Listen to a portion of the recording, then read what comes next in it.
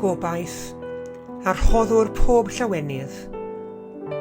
Rhoi ni yn ein heddoliad awydd i'th geisio, oleini i ddeall a ddiwydion, ymddiriedeth i bwyso arnat, a thysbryd i enyn ymateb ein mawl.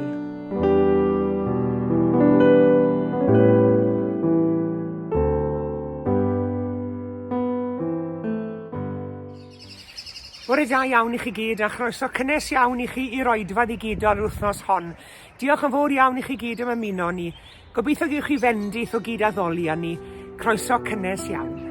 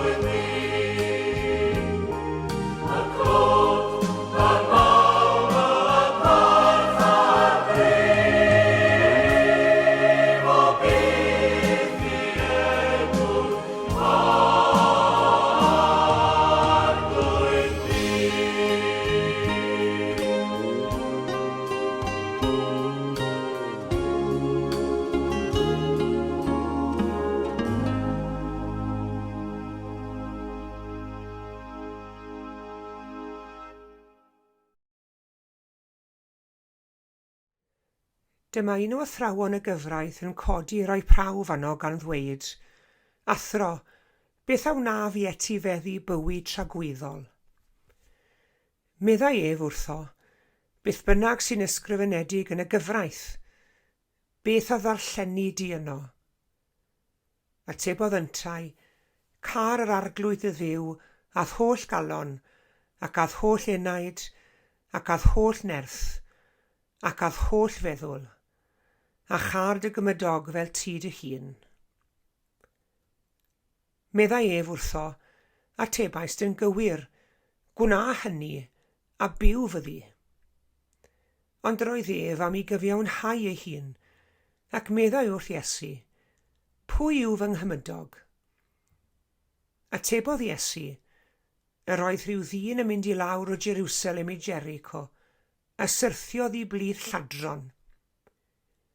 Wedi tynnu ddillad oddi amdano a'i giro, eithant ymaith, a'i adael yn hanner marw. Fel y digwyddodd, yr oedd y ffeiriad yn mynd i lawr ar hyd y ffordd honno, pan welodd ef, aeth heibio ar ochr arall.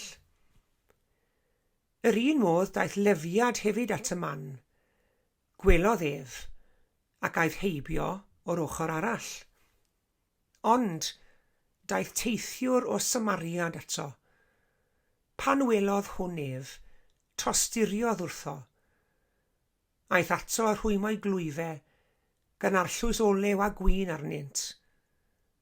Gosododd ef arian nifail ei hun, a'i arwain i leti a gofalu amdano. Tranoeth, tynnodd 2 ddarn arian allan, a'i rhoi'r gwesteiwr gan ddweud, gofala amdano. Os bydd yn gwario rhywbeth dros ben, fe dala fi yn ôl i ti pan ddychwelaf.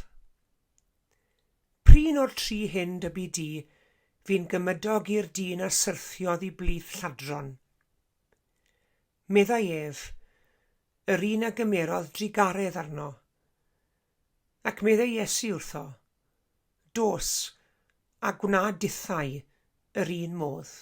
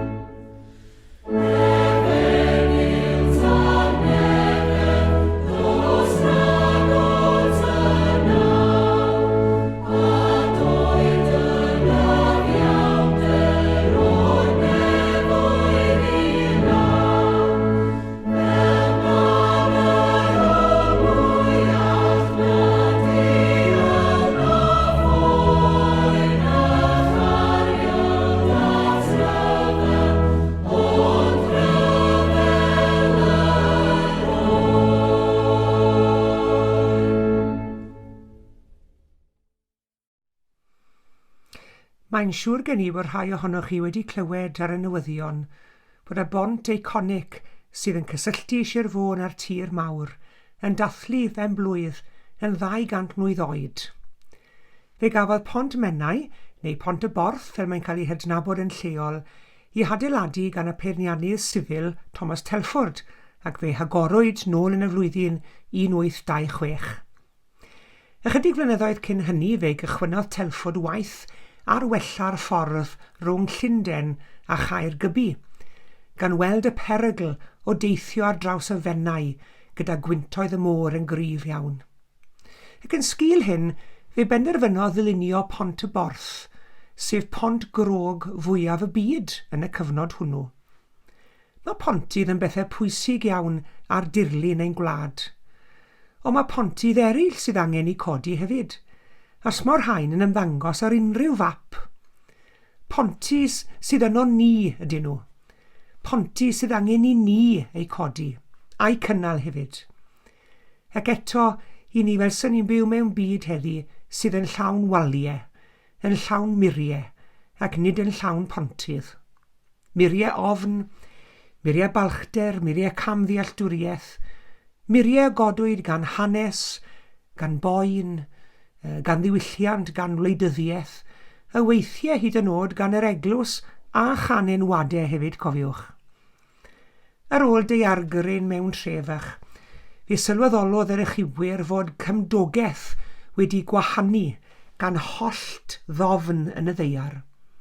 Oedd y teuluoedd yn nhw'n gallu gweld ei gilydd ar draws y bwlch, ond nhw ddim yn gallu cyrraedd ei gilydd. Rhwymodd rhywun raff dros yr agoriad, yna gosodwyd planciau, ac yn y pen draw adeiladwyd pont. A dychwelodd bywyd yn ôl i'r gymuned, a hynny nid oherwydd i'r ddaear wella dros nos, ond wrth i'r bobl wrthod aros yn rhanedig. Mae nifer o bobl yn sefyll ar ochrau gwahanol o'r hollt yn dros heddi, ond nid ymwneud ac adeiladu muriau y mae efengil Iesu Grist. O Genesis i ddatguddiad, mae Duw wedi bod ynglyn â dymchwel muriau ac adeiladu pontydd.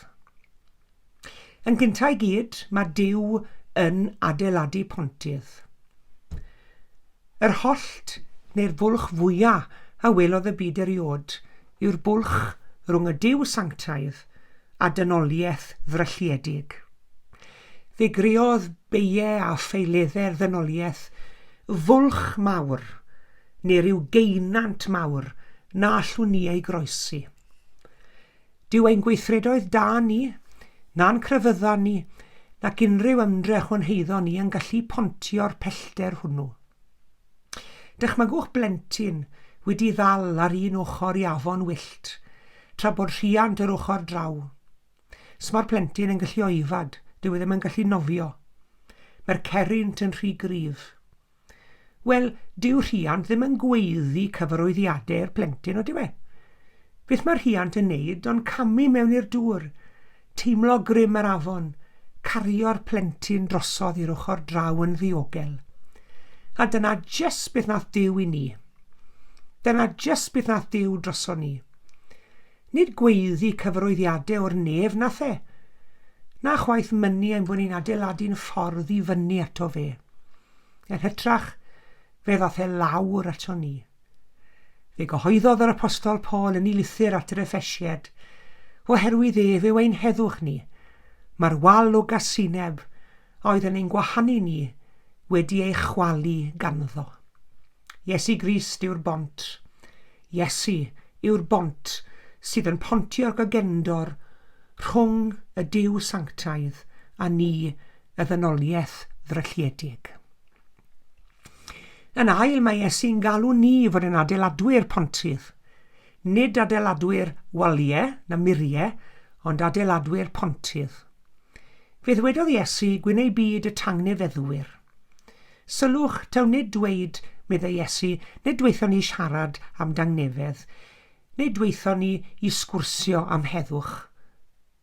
Byddwch yn dangnefeddwyr yn wneithurwyr heddwch, meddai Iesu Grist, yn rhai sydd yn adeiladu heddwch. Gellir adeiladu mir gan un person mewn un prynhawn. Mae pont yn gofyn am fwy o ymdrech na hynny. Peirianwyr, llafurwyr, cynllunwyr, ymynedd a chydweithrediad.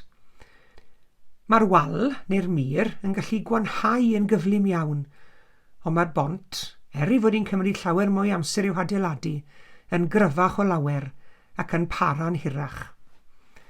Mae creu heddwch yn gofyn am ymdrech, yn gofyn am ddewrder, yn gofyn am i ni gamu i lefydd anghyfforddus ar adegau. Mae wali yn ddigon hawdd i'w adeiladu. Mae pontydd yn fwy o waith o lawer. Mae muriau yn dweithio ni, cadwch draw. Mae pontydd yn dweithio ni, dewch yn nes ato ni. Odi ngeiriau i, neu'ch geiriau chi heddi, yn mynd i adeiladu walydd neu adeiladu bontydd tybed. Odi ni'n mynd i ddod â phobl yn nes at Grist, neu odi ni'n mynd i fod yn bobl sy'n mynd i gadw nhw draw o ddiwrtho fe. Yn y degfed bennod y Fengilig, i ni'n dod ar draws hanes y Samaria trigarog, hanes sy'n gyfarwydd iawn i ni gyd. Chi'n cofio fod Iesu di adrodd ar hanes hwn am y dyn a gafodd i giro a'i adael bron yn farw. Fe gerddodd yr arweinwyr crefyddol heibio iddo fe. Fe groesodd y bobl barchus i'r ochr arall, ond fe safodd y Samariad. Rhywun oedd wedi wahanu mewn gwirionedd, ddod i wrth y dyn ar y llawr, wedi wahanu gan hil, gan grefydd a chan hanes hefyd. Ond fe groesodd e'r ffordd yn do. Fe groesodd e'r ragfar, fe groesodd e'r ofn hefyd. Ac wrth wneud hynny, fe adeiladodd e bont o dosturi. Weithiau, nid yw'r bont mae Duw yn ein galw ni i'w hadeiladu'n fawr nac yn gyhoeddus, cofiwch. Weithiau mae'n golygu cynnal y sgwrs honno ni wedi bod yn ei hosgoi ers sbel fawr, neu maddau i rywun pan mi ni wedi dal y maddeuad na nôl yn rhy hir o lawer, neu helpu rywun felly sydd ddim yn edrych nac yn meddwl nac yn byw ar un siort â ni. Dyna beth yw codi pontydd. Mae pontydd wedyn yn drydydd ac yn olaf, maen nhw'n costio rhywbeth yn dyn nhw. Gadewch i ni fod yn onest, mae pontydd yn ddrud. Maen nhw'n costio amser, maen nhw'n costio gostyngeidrwydd, maen nhw'n costio balchder hefyd. Mewn rhai rhannau o'r byd heddi, mae pantrefwyr yn dal i adeiladu pontydd raff a llaw. Mae pob teulu'n cyfrannu rhyw ffeibr bach neu llafur ac amser ac gyd adeiladu'r bont. Ond os yw un teulu'n gwrthod, wel mae'r bont yn gwanhau bawb wedyn yn dywe. Diwyndo ddim yn rhad, ond mae'r haniad yn llawer fwy costus. Oedd Iesu'n gwybod y gost. Nid cyfleistra oedd y groes iddo fe, nid cyfleistra yw cariad. Os i ni o ddifri ynglyn ac adeiladu pontydd, mae rhaid i ni fod yn barod i wrando yn lle llefaru a siarad y mynegyn barn mor aml. Maddau hefyd, hyd yn oed pam i ni ambell waith yn teimlo taw ni sy'n iawn, a charu heb ddisgwyl dim yn ôl. Ble mae Duw yn ein galw ni i adeiladu pont heddi tybed? Wel, mae'r ateb yn hynod o bersonol wrth gwrs i bob yr un ohono ni. Falle taw'r bont yw rhyngoch chi ac aelod o'ch teulu, rhyngoch chi a chymydog, rhwng gwahanol genedlaethau yn yr eglwys, rhwng yr eglwys a'r byd tu fas. Neu falle taw'r bont mae Duw am i ni adeiladu'n gynta, yw'r bont o fewn ein calon ni'n hunain, rhwng ein ffydd a'n hofn, rhwng ein galwad a'n cysur. Fe gamodd Iesu fewn i sefyllfaoedd a oedd yn rhwygo a hollti pobl o'i gilydd. Nawr, pan fydd peirianwyr yn adeiladu pont, maen nhw'n dechrau nghanol yr afon, ydyn nhw? Maen nhw'n dechrau ar dir cadarn ar ddwy ochr, a maen nhw'n adeiladu, maen nhw'n ymestyn mas, maen nhw'n adeiladu mas, nes bod nhw'n cwrddan y canol a bod y bwlch yn diflannu'n llwyr. Wel, mae Crist isios wedi wneud i'r ran e. Mae e wedi dechrau adeiladu, mae e wedi dechrau camu mas. Y cwestiwn yw, odyn ni'n barod i gamu allan o'r ochr arall o'n ochr ni mwyn dod i gwrdd ag e yn y canol. Fe groesodd e bob raniad mwyn i ni allu ei croesi hefyd. Gobeithio byddwn ni chi a fi yn cael ein hadnabod a'n cofio fel pobl ddim ath ati i adeiladu muriau mwyn ein hamddiffyn ni, ond cael ein cofio gobeithio fel rhai sydd yn adeiladu pontydd, rhai sydd ddim yn ati i gymodi. A bydde di'n bywydau hefyd bwyntio at y bont fwyaf oll, sef Iesu Grist ei hun, ein heddwch ni. Amen.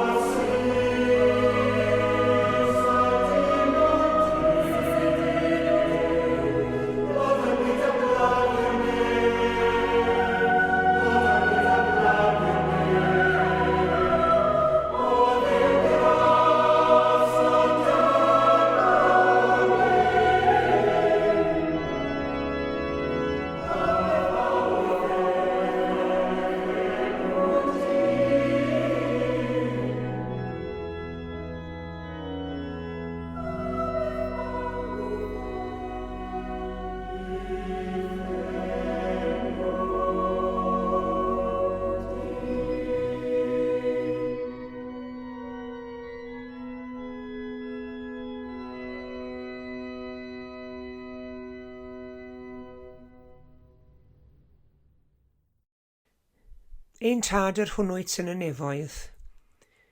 Fe ddest di ato ni yn dy fab Iesu Grist, i amlygu dy gariad a alltosturi tuag at y blant, i sefydlu dy deyrnas ar y ddeiar, i'n galw i fod yn eglws i ti, ac i osod arnom y cyfrifoldeb weiriol dros dy fyd, ac i wasanaethu'n gilydd yn denw. Disg ni sut i weddio ac am beth yw ofyn, i ymddiried yn dy gariad iachusol, ac i wybod dy fod, trwy ein gweddiau ni, yn sianelu dy ras i eraill. Gweddiwn arglwydd ar rhan y cleifion a'r cystuddiol, ar rhan yr rhai sy'n gweini ar eraill, ar rhan y galarus a'r unig, y sawl sy'n amddifad ac yn ddigyfaill, ar rhan ein cartrefi a'n teuluoedd, ar rhan yr rhai sydd ymhell o ddicartre,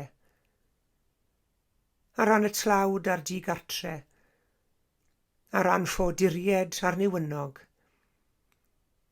ar rhan arweinwyr y gwledydd, ar rhai osodwyd mewn awdurdod dros eraill, ar ran pawb sydd yn ymdrechu heddi i godi pontydd, sydd yn ymdrechu dros gyfiawnder a rhyddid, a phawb sy'n ceisio heddwch rhwng y cenhedloedd. Ar rhan yr eglwys ledled y ddeiar, a chynulleidfad y bobl ym mhob man. Ar rhan yr rhai sy'n cyhoeddi efengyl Iesu, ac yn arwain eraill i fywyd newydd yn ddoef. Arglwydd, clyw ein gweddi. I ddwylo di, Dduw Dad, y cyflwynwn ein hunain ein gilydd a'n gweddiau, gan ofyn i ti ein defnyddio, i gyflawni dy wyllus, ac i estyn dy deyrnas, drwy Iesu Grist ein harglwydd. Unwn yn awr i weddio gweddi'r arglwydd, ein tad yr hwnnwyd sy'n y nefoedd, sancteiddiau'r dy enw, deled y deyrnas, gwneler dy wyllus, megis yn y nef, felly ar y ddeiar hefyd. Dyro i ni heddiw ein bara baenyddiol, a madda i ni ein dyledion, fel y myddew ninnau i'n dyledwyr. Ac nac arwai ni brofedigaeth, eithi'r gwared ni rhag drwg, canis eiddo ti yw'r deyrnas, a'r nerth, a'r gogoniant, yn oes oesoedd. Amen.